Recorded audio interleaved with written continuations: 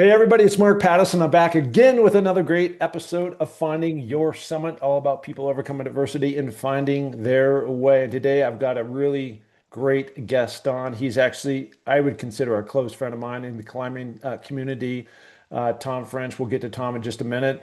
But before we get there, I just want to remind everybody I've got a new website out, www.markpattisonnfl.com. It's got a lot of cool stuff. I'm out on the public speaking circuit. I've got my relatively new book, like Tom, we'll talk about that today, called Finding Your Summit: How to Build Resilience and Faith, Tom, through the peaks and valleys that you and I have gone through. And I know we've done a lot of that. So if you want me to come in and speak, you want to send my book, want to talk to me about whatever you want to talk to me about, you can reach me there. But on that note, let's get into somebody who's much more interesting than me, Tom French. Tom, you're a mountain climber, you're a lot of things. How are you doing?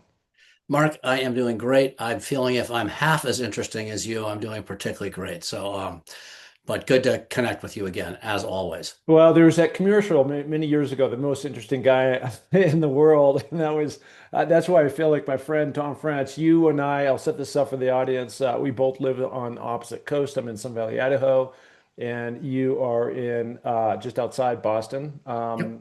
You and I have hung out quite a bit. We were just recently together last September, October, climbing Mount Washington, Mount Jefferson up in New Hampshire. That was a bucket list item for me. I know you've done it many times because that's where you're from. But tell me about growing up and what were I want to show everybody this visually, the gap years. And let me tell you everybody, and I would have said this before, whether or not you wrote a book or not, you're just a really talented writer. And maybe in your, you know, some other life that you had, you were actually, back in the 1700s, you were like this famous writer or something, but you've always had this talent. I followed you on these different blogs that you have on these different adventures. But where did the love of just the outdoors, because that's really like an innate thing that we have. And how did that come for you? Because I grew up in the Northwest and you're on the East Coast. Yeah, absolutely. And before answering it, I have to acknowledge your and my climbing, which started in Antarctica on Vinson. So I think when we met, had an amazing trip there. We were on Everest together and separate expeditions.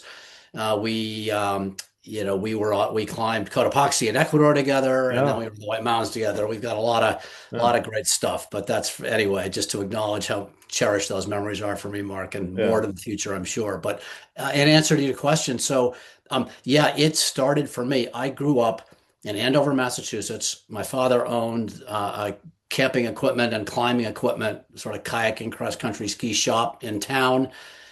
My parents' version of babysitting was throw the kids on the floor of the shop and let them crawl around. So, when I was old enough to be able to walk around, I would walk around the store. I was hanging out. You can picture the kind of store it was, and the people who worked in it were all climbers. That's why they worked in the store.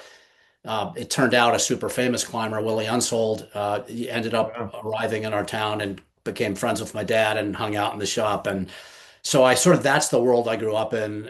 Willie Unsold taught me how to climb. And by the way, when I was hanging out in the shop in the babysitting mode, I was hanging out in the corner where all the books were. And they don't exist that much anymore. These corner book sections of climbing shops with all the great accounts of all the great expeditions that I know you've read a bunch of those accounts, and so have I. So I grew up surrounded by these climbers, reading these accounts and looking at the pictures of all these amazing expeditions of the 1960s and the 1970s, and sort Yeah. of got in my blood way back then, um, climbing and mountaineering and all that sort of stuff. Yeah, I was doing a talk last night. I just want to relate this experience really quickly because I grew up in the Northwest in the great state of Washington, and in the center of that state, I know the mountain that you have climbed, Mount Rainier, is where the Whitaker brothers, Jim and Lou, of course, Jim was the first American in 1963 to climb Mount Everest.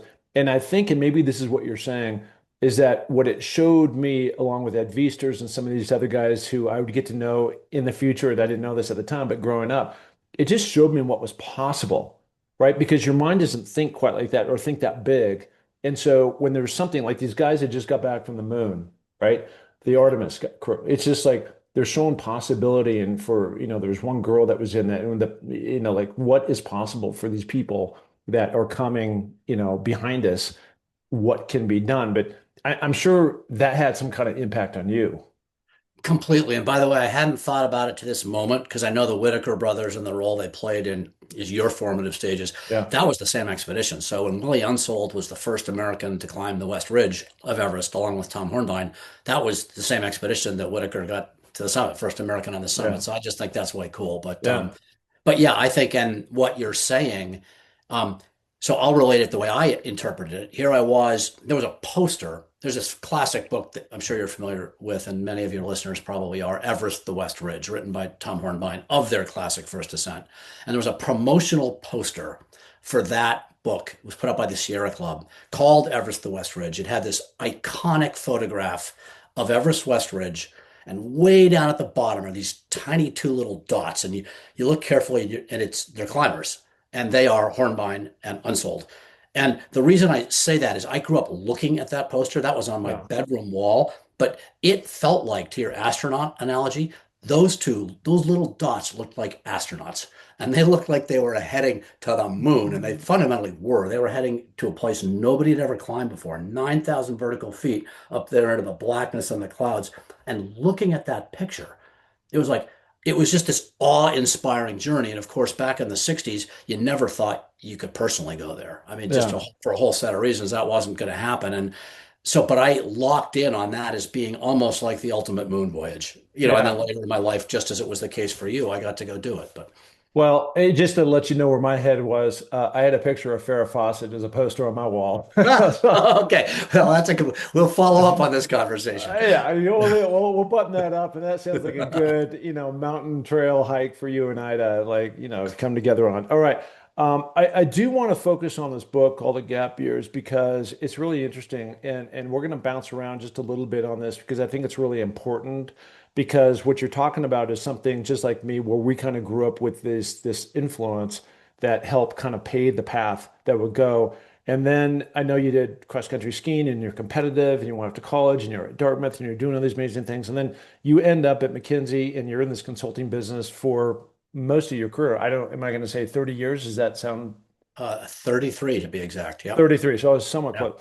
And so then, and because you and I were down in Antarctica in 2019, which by the way, for anybody, which is most people haven't been down there, it's like penguins, it's a ski to the South Pole and it's climb Vincent. And besides that, there's a whole lot of snow and nothing else. And so there's a lot of time to bond with those that are down there and the crazy ones like us who happen to venture in. And I think it was kind of about that time that you were starting to you were actually calling this your gap year, like referring back to a college where rather than post high school, you go right to your school. I went to the UW, you went to Dartmouth. You're taking a gap year. You're taking a year to go have fun and then figure out your life and then come back. And I remember you talking about this, and ironically now, again, it's the name of the book, but tell me where like the transformation, because at least in my mind, the way I was thinking about it is that, oh, Tom's going to go do this gap thing for a year. And I know that was Everest. And the year that I was up there, you and I were up there together and you got caught in that storm. I sort of did in the wrong place at the wrong time, but I ultimately made it. And then you came back the next year. But I felt like you were still going to go back to McKinsey. So tell me, am I off there or how did that play out in terms of what would become the name of your book, The Gap Years? Yeah, no, you're 98% on and 2% the slight tweak I can provide, but I'm Yeah. glad you're asking. So, yeah, the book's called The Gap Years for a reason, and it starts with, you're alluding to, there were these times in my life I had taken a year or more off, just sort of out of the mainstream. One was between high school and college. I spent a year up on the Arctic Circle in northern Sweden, skiing and doing all sorts of stuff. Then I ended up at college. And then I came out of college, and the idea was I was going to keep ski racing. And out of nowhere, I got this idea I wanted to travel around the world and explore the world, except I needed to get paid to do that. And so I became an expedition tour leader, and I spent 3 years out of the country, all over the place. And when I wasn't leading trips, I was climbing and kayaking. And I completely, and those years, they weren't called gap years at the time. That wasn't the moniker, but it's what they were. They were time out of the mainstream, doing something completely different. Those ended up being some of the most formative experiences of my life. So then, now to your point, I So found myself, wait. I want to ask you this important question before we go into and then. yeah, Did you feel pressure from your parents? when you say rather you're this smart kid coming out and you have all kinds of opportunity. Obviously, you would go on to Dartmouth, but you said, you know what, I'm just going to take a time out and go have fun and screw off. Did your parents put any kind of pressure on you to like, no, you're not doing that. You're going to college, so we're going to get on with our lives. You're not going to go have more fun. Yeah, it's so the right question, and it's one of the really amazing gifts my parents gave me my entire life, which is they did not put any pressure on me. In fact, quite the reverse. Every time I would show up with some crazy idea, and one was, okay, no, I'm going to defer admission to college, and I'm going to go to northern Sweden for a year, and you're not going to see me.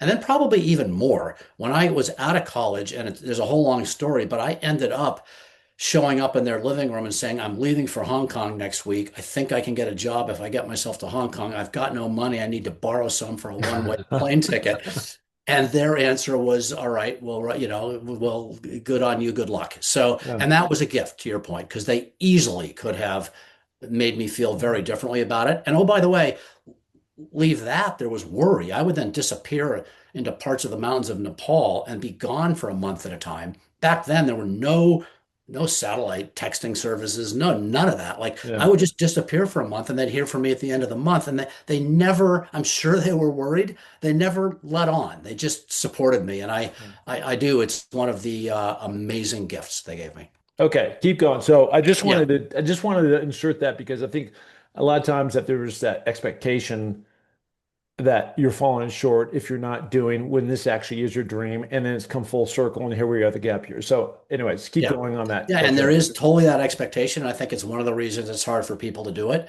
I will say one imposes one's own expectations, and I might have felt that even the most on where we're now going. So here I was at McKinsey and Company, where I'd been for 33 years. Oh, In those 33 years, I had stopped doing a lot of the mountaineering and the cross country ski racing that had meant so much to me in my teens and 20s. I'd gotten busy with a career and raising a family, and that was all super meaningful, but it wasn't the other stuff.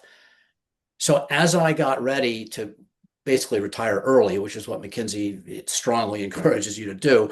So it was no surprise to me that I was going to turn 60 and retire. But the normal path isn't you're done. It's you typically roll into either work for a client or join a bunch of boards or go into working for in some kind of investment capacity. And that's the normal path out of McKinsey from McKinsey senior partner, which I was. So in direct answer to your question, I retired at 60. It wasn't that I was going back to McKinsey. I was done, but there was absolutely every expectation I'd go. I planned to probably keep doing business of some sort, and I have, and other things. But that's when it hit me that what I really wanted to do was take another break. And these days they're called gap years. So I branded it a gap year. And it was like, yeah. I was like, I am gonna, you know what I'm gonna do? There's these clients offering me these great jobs. I'm going to say thanks, but no thanks. You know what? There are these boards I love to be on, and I'm going to actually say thanks, but call me in a year or two. There was self-imposed pressure to not do that, but I had this idea that if I would just hit pause, take some time, and then the related idea was there are these passions, these things that just made my soul sing when I was younger, climbing mountains, cross-country ski racing. I can go do that now. Now, it's interesting to find out at age 60 what that's like. But that was my big idea.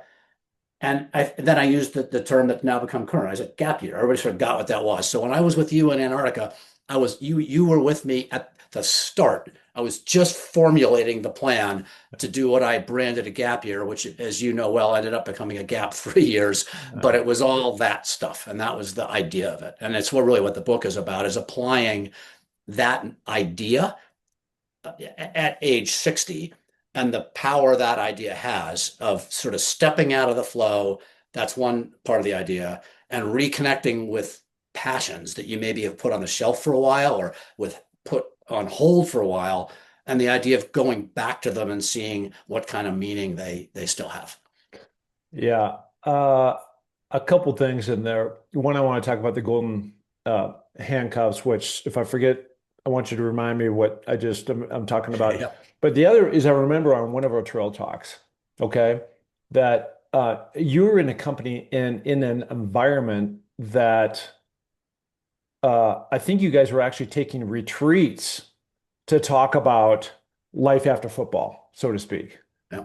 I mean, normally when companies get together and you guys are in this massive consulting business of going into big enterprise accounts and helping to solve problems, that's when you get together and have these retreats and have these conferences. You're there to talk about, maybe having speakers come up and think maybe a little bit differently, or maybe new advances in technology or something. You're not all going off to some exotic spot to talk about life after football. In other words, in your case, life after your career at McKinsey and Yeah. how that might like layer out. And I'm sure in all that, it's not like, hey, go off and, take a canoe down the Nepalese river and do this and that, because that's not generating money. That's like fulfilling a dream versus, or maybe it was. I don't know. I mean, I'm interested in just like how forward thinking you guys were to actually be as a organization, Yeah. be really trying to like look out, because each one of the guys that you were working with are all headed in that direction. Yeah, no, so McKinsey is a thoughtful place and they invest a lot in various forms of conferences along the lines that you're describing. They did do one that I think I probably told you about when we were walking down Yeah. a trail that was really quite unique to them. They didn't do it often, but I mean, here's how it worked. They have a model that says that you retire between 55 and 60. If you are a successful senior partner, now it's time to like head out the door. And that's quite unusual for people to sort of get, to be encouraged to leave early in the game. But that's just their model for a set of reasons, which and there's some good logic to it.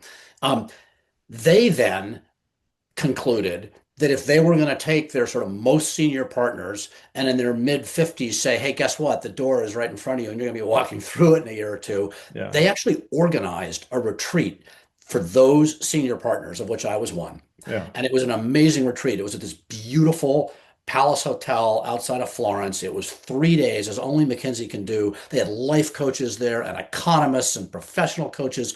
And it was like this, you talk about a gift. I mean, it was a gift. Their thing was, you're going to leave in a couple of years, and we're going to have an entire retreat to help you figure out life after football, McKinsey's football. Yeah. And I mean, alone, I give them such credit for doing that. And there are a lot of things I remember about that retreat, but one of them was sitting in that retreat with, there were probably 15 other peers, similar senior partners about to go through the same thing.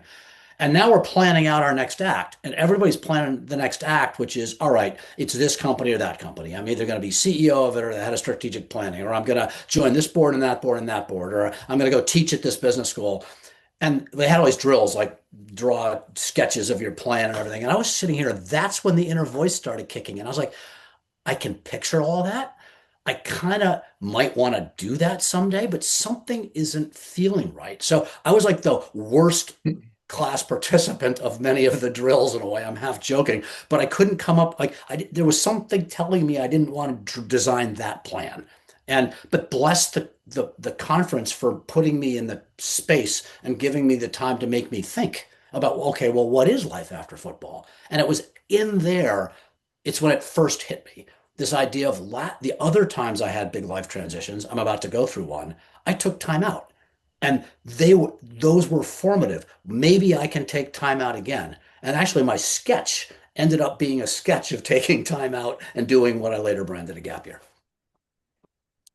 How much of this do you think, like when you start talking about the golden handcuffs, okay, I mentioned before, okay? And so what that means, my interpretation of that is, number one, especially as a 60-year-old Caucasian white guy, okay, just calling it what it is, I'm the same deal. Can you stay relevant? I'm sure the money that you're making is lucrative in a point where at some point in time that drops off and you want to make sure you don't miss out. Do you think any part of that played into your thinking about, God, am I going to miss out, or do I just actually need to take a gigantic time out? Yeah, a part of missing out did, but it was a slightly different missing out point. I was really lucky, which was financially, I was in a place that for the way I wanted to live my life, I didn't really need to worry about making a ton more. Now, Yeah. that just people are in different places about what kind of lifestyle they want, but you and I know the things you and I like to do. The good news is, it doesn't cost a lot to roll out a sleeping bag, Yeah. on a ridge somewhere. So Yeah. what I wanted to do, I'm joking a little, but I'm not. I had And it was a gift. I feel super privileged. I had the ability to largely plan my next act less around the the income. Also, because frankly, my self-definition wasn't that income maximization was the metric. For some people it is, for me it wasn't. So I relieved myself of some of that pressure, but there was a different kind of missing out, which you're alluding to, that is there, which is like my network is most relevant now, and my credential is most relevant now. And I absolutely did not want to miss out on really cool opportunities, be they corporate boards or nonprofit boards or other companies I might want to become involved with or teaching roles. And I had a huge feeling of, if I was going to disappear into the woods and the mountains for a couple of years, would those opportunities still be there for me? And Mhm. there was a risk there. It totally felt to me like I was about to like lose all the deal flow was going to dry up on me a little bit. And Yeah. that was probably the biggest leap, was going, I'm going to take that risk. Yeah. Where do you find your motivation? Maybe let me ask it differently. I find there are certain things that I do, and I'll talk about that after you give me your answer. But like you're talking about how you came upon um this drive, this need, this want to kind of relive those things that you had post your high school career previous to going into your college, right? Where you're kind of traveling the world and you're doing these crazy things. You're in Nepal and you're having a great, like, maybe even the time of your life. Where did you have the time to just like let everything just simmer, and where you could be at peace and think and let that come to you on what the right gut decision was to move forward in this gap year? Yeah, I do think it's about finding the time. And um, let me also say that ended up, I'll answer your question in a minute, but that became part of the power of the gap year. I didn't know it at the time, but because I took time out, then it put me in places I could think, right? And actually, what I didn't realize at the time, it put me in the zone that opportunities could come to me with me not feeling time pressure for them to come to me. And I Like didn't know what? that going in, but Give me an example, like where, like you said, I could be in a spot where, like, yeah. where are you talking about? Yeah, so in a minute I'll answer pre-gap year, the spot I was in to be able to decide to Okay. take the Sorry, gap year. sorry. But the Yeah. spot you can totally picture, I know you can, is Yeah. now I've decided to take a gap year. Now I am walking for 2.5 weeks toward a base camp somewhere, and Yeah. I am just walking. And in a bunch of the things I did, I went off alone and would plan a couple week trip and just trek by myself and meet the team at base camp because I kind of like to do that stuff. And you and I know that's when you get a lot of think time. Like in for me, and when I'm in those natural environments and my mind is kind of wandering out there in the valleys and I'm surrounded by these peaks, I don't have to be alone. That could be walking down the trail with you when I've had some good think time. Yeah. But that's the place when I had time to just let it all sort of percolate, let it all kind of just let me reflect, and without the time pressure to do it. And then if you can see it, because I'm out running around the world doing these adventures, having branded it a gap year, then actually it turns out the opportunities didn't all dry up. In fact, people still did call me up or say, might you want to do this or might you want to do that? But rather than feeling the pressure, like, oh, I got to line them up right now because I'm going to walk out the door in McKinsey and I want to have the thing ready the next day, I could think about them and let them come to me and kind of have that connect with where my head was at, if that makes any sense. So it was a reflective process over time, often in the natural world, which is where I do my best thinking. I'll also answer it, and you'll get this. Even pre-gap year, I do my best thinking outside, often doing a workout, often running in the woods. So, and I started doing that before I left McKinsey because I knew it was coming and I had to get myself back in shape. So I go out there and I go for an hour and a half trail run, and that's when I think. It just Yeah. is for me. Yeah. And by the way, I've been on those woods behind your house on that trail, Yeah, yeah, and yeah. I got to tell you too. I mean, I do this every 365 days of the year. I do this. Doesn't matter what time zone I'm in. I'm committed to doing that because of the amount of creativity and thought and everything. Every morning, this morning, I've already done my TED Talk. I'm doing tomorrow, right? So it's just that type of thing where I don't know, people. I think those people who don't get out, and I'm encouraging everybody who's listening to this to get out, because amazing amounts of creativity and thought and solution and positive reinforcement can really come to you and speak to you in just magical ways. I'm thinking, listening to you, because I know in the wintertime you skin up the mountain every Yeah. morning. And I've always known, I mean, I just like you love doing that for many reasons, but I'm realizing part of it's probably that think time for you too. I'm betting a lot of good meditative thought happens when you're doing that every morning. People don't understand this, but 99% of the time I'm climbing by myself and I'm the happiest guy on the planet. And because I'm not alone. I've got all these thoughts or I'm listening to some podcast, with you speak or somebody else about, thought provoking. I'm not listening to the Adventures of Peter Pan, right? I've got actual stuff. Yesterday I listened to Oprah and the astronaut crew, right? And what they went through and the reimmersion and being, the first pioneers to go that far away from Earth and all those things. And it's fascinating to learn and just fill your brain with positive stuff that can help propel you forward. Okay, so I want to dive into Everest. I don't know if you remember this, but I think the last time you and I were hopped on a podcast, we did it at 17,500 feet. It still might be the highest podcast ever recorded at elevation that high. But you wandered into our tent and you and I had a great chat. And then as things would go out, you were going with a different expedition group. And it was a weird year. There was a lot of COVID that was going on. And we got stuck in the cyclone that you mentioned yeah, at the very beginning. Um, and and uh, and we at Camp 3 at 23,500 feet, and it was awful. And then we ended up moving up, and then there was this very, very, very small window. And then ultimately we'd come down, and you and I didn't even know we passed each other because I was so out of my mind. But we actually passed each other as you were going up and I was going down. There was another cyclone that hit, and then you had this massive storm, and you couldn't make it. But the next year, which is what really fascinated me, and we only have a few more minutes, 5 minutes plus, but I want to talk about how you came into Everest and then a kind of a unique way of doing it, which you don't normally hear, which is climbing throughout the night to get to the top and back. Go ahead. Yeah, so I approached it. I think you may also be referring to the approach trek because Yeah. I decided to go back because the cyclone blew us off out of Camp 4 the first year and we didn't get to the top and I wanted to go back but I also figured if I was going to go back, if I could just have a new experience in some ways. So I had long heard about this region that is fundamentally east of the Khumbu region, east of the Everest region, called the Makalu Barun, and it's really remote, not visited by that many people, and absolutely beautiful.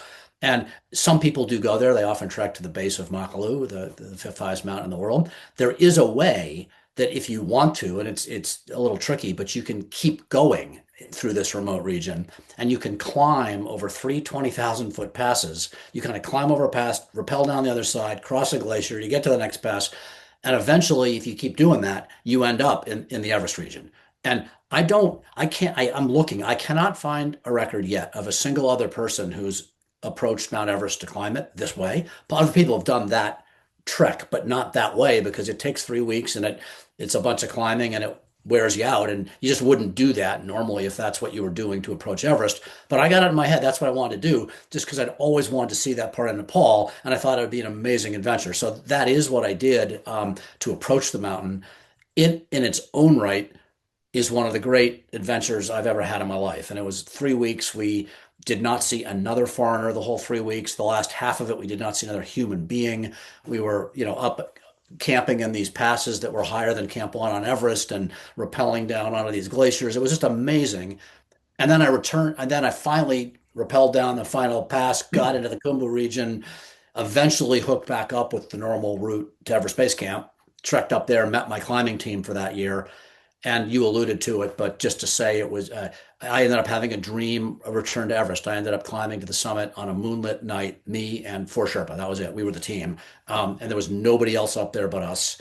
And I was like, okay, we're summiting in the middle of the night. We were doing that to make sure we weren't going to bump into anybody. Turned out by luck, that night was a full moon. So it was otherworldly beautiful. You had all the surrounding, peaks and valleys that you've seen being up there and it was midnight, so I was thinking I wasn't going to be seeing it, except it was moonlight and it was Yeah. amazing. So it all ended up being pretty incredible. No, that's just, epic. And, right now, I don't know if you're paying attention. I know you are. I shouldn't even say I don't know, but you are. But there's been a lot of weather going on up at Everest right now, and Yep. there's that gigantic serac that blocked everybody's Yep. ability to get up. And I hope this doesn't play out the way it could play out, but Yeah. because most people aren't going to do a moonlit Yeah. uh, uh, final climb to the top, that there's going to end up with more lines. And there's already been 3 or 4 people killed, and I hope that they can find some kind of common and consider a way to get up and get down and get everybody safe. Yeah. Like you, I'm watching it on a daily basis too. It's Yeah. fascinating. Yeah. So we'll see. Yeah, we'll see. Okay, where can people find the gap years? A couple ways to do it, but and thank you for asking. So the Gap Years is available in kind of all the usual places. Um, if you wander into an independent bookstore, they might have to order it for you, but they will and they can. It's on Amazon, it's on Barnes and Noble, it's kind of on all those spots as well. So Yeah, it's pretty much there are 4 or 5 online channels, and it's in a bunch of bookstores, or the bookstores can order it. I love that. And How again, the long? Gap Years, climbing, skiing, and the journey back, and by Tom French. That if you pump that into Amazon or Barnes and Noble, it appears. Yeah, I'm glad you said that because I was gonna. I mean, look, we could go on, and we very likely will have you back. And we'll talk about like cross country skiing and the competitive part of that, and all that, and it's so cool. And the best part about this is that for both of us is that we're, I think, totally aligned on it. Just because you turn a certain age, you don't have to stop doing these things that you love. And there's so many places around the world that anybody can go to. I'm off to Montenegro here in 2 weeks to climb, and and I know that you and I will climb it sometime in the future, and it's just a matter of what and when. But it's just so much fun to plan it and to train for it and go through the process and then go on the adventure. And things never go the way you think they're going to go, and then you come back and we bitch about it and we talk about it. And at the end of the day, it was so much fun, and it gives us purpose and gives us meaning. And it's just a really cool way to live life. And so I'm just so blessed that you and I happen to be on the same rope team in Antarctica, of all places, to have formed this friendship, which has turned into golf and all these other countries you and I have gone to. Man, and I'll say back to you, by the way, I've got one in mind that you're sort of aware of, and you're on my list to call and talk to about next year. So we'll Yeah. see if we can, it can be as soon as next year, do something kind of big over in the Himalaya. Let's find out. And the other thing I'll say, and you know this, but I so credit you with the construct and the idea of the importance of goals. Of course, I sort of knew it, but you're a living example of the power of goals in all kinds of ways, and I've applied your wisdom to my life in a lot of ways with great benefit. So, Love it. Love it. We all, success leaves clues and it goes in all directions. So thank you for that. I really appreciate it. All right, buddy. Appreciate it. By the way, where can people find you? yeah, so the best is www.tomfrenchauthor.com. Okay. That's really the best. And if you Yeah. just pump in tomfrenchauthor.com, up it appears. And that's got all kinds of links to all kinds of things. It's got photos from a whole bunch of my expeditions, some of which you've been on. It's got more information on the book. It's got links to podcasts and reviews and all that good stuff. tomfrenchauthor.com. Thank you. I'll leave the audience with this. John Wooden once said that if you want to become a better person, surround yourself with 5 people that are actually better in many different ways than you are. And I consider you in one of those 5 for me. So thank you so much for coming on. Oh man, Mark, well, it means a ton, and thanks for having me. Thank you. I appreciate it.